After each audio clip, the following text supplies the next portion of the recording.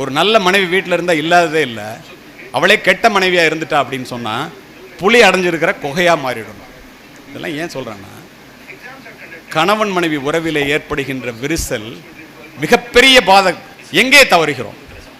வார்த்தைகளால் வாழ்க்கை இழந்தவர்கள் வானத்து நட்சத்திரங்களைப் போல எண்ணில் அடங்காதவர்கள். குடும்ப வாழ்க்கை சிறக்க வேண்டும் என்றால் அடிப்படை என்ன?